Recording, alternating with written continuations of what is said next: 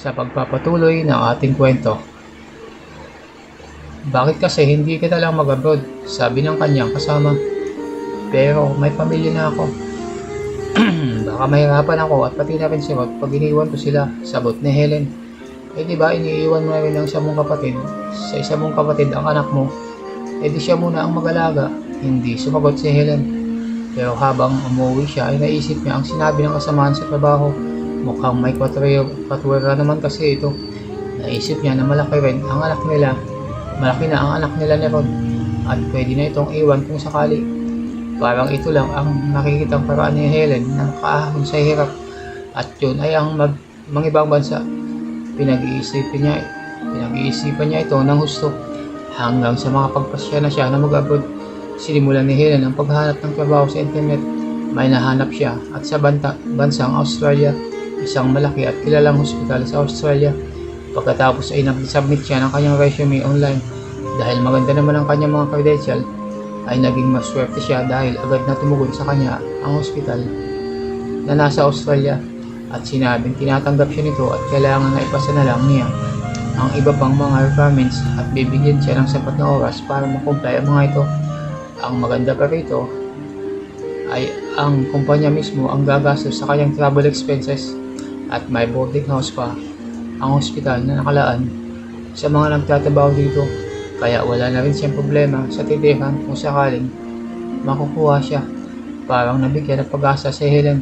Agad na sinunod niya ang pag-aasikaso ng kanyang mga papeles. Inilihim niya ito pero palihim na nag-loan siya ng extra pera sa bangko.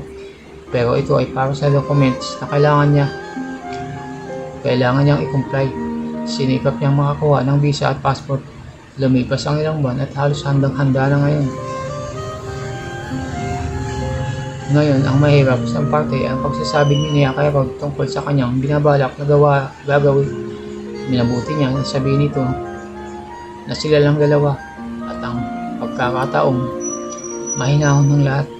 Pinili niya ang pagkakataon na sabihin ang bagay na ito kay Rod pagkatapos nilang magsiping. Kahit mahirap sa kanya at hindi niya alam ang magiging reaksyon ng mister, ay wala siyang magagawa kundi sabihin ito. Halos nagulat naman si Rod sa kanyang sinabi. Anong sabi mo? Mag-a-abroad ka? Iiwan mo kami ng anak mo dito? Sabi ni Rod, wala tayong magagawahan. Kailangan kong gawin yun. Pakiusap, intindihin mo naman ako.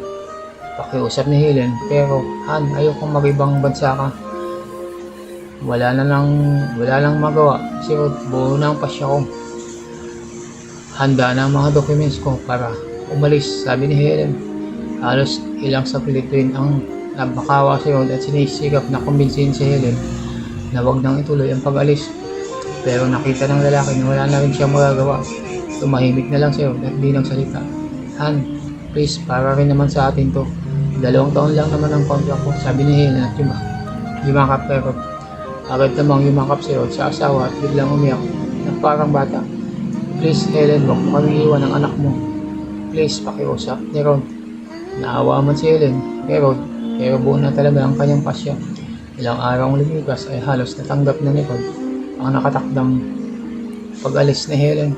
Nagpasalamat si Helen dahil sa pag-unawa ng mister. Ngunit napansin ni Helen na naging matamlay si Rod. Simula nung araw na yun, dumating na rin sa wakas ang araw ng pag-alis ni Helen papuntang Australia.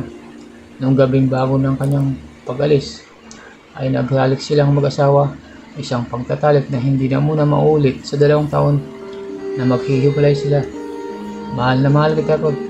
Madali lang ang 2 taon at pinapangako ko sa iyo na magbabago na rin ang buhay natin, sabi ni Helen at yumakap sa mister. Ayaw kong umalis ka, Helen. Pero nirespeto ko ang pasya mo. Mahal na mahal kita. Mahinang sagot ni Rod. Kinabukasan na ang pag-alis ni Helen. Hindi na nagawang ihatid ni Rod si Helen sa airport dahil mahihirapan lang ito. Nagpaalap si Helen sa kanyang mag-ama. Yumakap siya sa kanyang anak na parang wala pang alam. Naiiwan niya ito muna. Pansamantala, ikaw na muna ang bahala sa aking anak at ang sa aking Mr. Jane. Tugon ni Helen sa kanyang kapatid na ipinagkatiwala niya dito ang kanyang mag-ama. Sige ate, tutulungan ko si kuya at si pamangkin mag-ingat ka doon. Sagot ng kapatid. Pumunta si Helen kay Rod at yung mga kapito. Halos mapayak silang pareho. Bye Han, mag-ingat kayo dito. I love you, sabi ni Helen. I love you too, Han, ang tanging sagot ni Rod at tanging yakap nito ang nagsisilbing pahiwatig na ayaw pa rin niyang umalis ang kanyang misis. Sumakay na ng taxi si Helen at umalis na ito. Mabigat ang mga damdamin nilang mag-asawa pero wala silang magagawa. Habang papalipad ang sinasakyan aeroplano ni Helen ay di niya maiwasang makadama ng lungkot at pangungulila sa kanyang mag-ama. Nakarating na rin sa wakas si Helen sa Australia. Agad siyang pumunta sa ospital ng kanyang pinagtatarubuhan para sa kanyang interview at para na rin mag-courtesy call. Ang interview na ito ay parang SOP na lang ito dahil tinanggap naman siya bago siya makarating dito. Pagkatapos nun ay agad siyang pumunta sa boarding kung saan pinag-in-house yung mga employee na gustong tumira malapit sa ospital. Maganda ang boarding house, parang isang apartment ang itsura nito. Kung ikukumpara sa mga boarding house sa Pilipinas, tinunto niya agad ang magiging kwarto niya at nahanap niya naman agad ito. Kumatok siya sa pintuan at agad na may lumukas dito. Isang babae na kasing edad ni Helen. Maganda ang babae, mistisahin, maikli ang kulay blonde mo at mapula ang labi dahil sa lipstick. Pero alam ni Helen na isa rin itong Pinay. Hi, what can I do for you? Tanong ng babae kay Helen. Hi, my name is Helen and I'm a new employee of Harmington Hospital. I'm a nurse. Tama na yan. Parang nag-a-apply ka naman pag nagpapakilala ka. Pinay rin ako, no? Ako nga pala, si Leslie. Tawa ng babae. At nagpakilala. Helen, maikling sagot ni Helen na napangiti. Oo, sabi mo na kanina. Halika, pasok ka sa loob, sabi ni Leslie.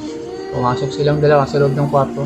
Napansin ni Helen na sadyang ginawa lang ang kwartong ito para tulugan dahil pagpasok mo ay agad nabubungan sa iyo ang dalawang kama at sa tabi ng bawat kama ay tig-isang cabinet. May kaunting space rin para sa mga kaunting appliances tulad ng maliit na TV at radyo. May dalawang silya at isang mesa. May pintuan na sa gilid ng kwarto at ito ang banyo at sigar. Kahit may kaligitan ay presentable at malinis ito. Alam mo na sinabihan na ako ng supervisor ko na may darating na magiging roommate ko. So expected na kita. Doon ka na sa kamang iyon at doon mo na rin ilagay ang mga gamit mo sa cabinet na nasa tabi ng kama mo. Tag-iisa kasi tayo ng cabinet. May banyo, may TV, may radyo. Sabi ni Leslie habang nagsasalita na parang kinakausap ang sarili. Okay na, nakikita ko naman. Nakangiting sabi ni Helen. Ay sorry ha, excited lang kasi ako na mayroon namin akong makakasama sa wakas. Hehehe. Medyo boring kasi pag ako lang dito. Sige, ayusin mo muna ang mga gamit mo. At pagkatapos nun ay pupunta tayo sa maliit na park doon sa harapan ng boarding house para mag-usap tayo. Lika, tutulungan na kita. Nakakanting sagot ni Leslie. Inayos ni Helen ang kanyang mga gamit at tinulungan niya siya ni Leslie. Pagkatapos nun ay lumabas sila at pumunta sa park para mag-usap at makilala ang isa't isa. Hanggang dito na lang muna ang ating kwento. Kung nagustuhan nyo ang kwento sa araw na to, ay huwag kalimutan mag-subscribe, like at comment para updated kayo sa mga susunod pang mga videos. Abangan ang pakipagsapalaran ni Helen sa Australia. Mukhang may makikitang ibang mangyayari at mukhang kakaiba ang magiging karanasan dito ni Helen. Abangan ang susunod na kabanata.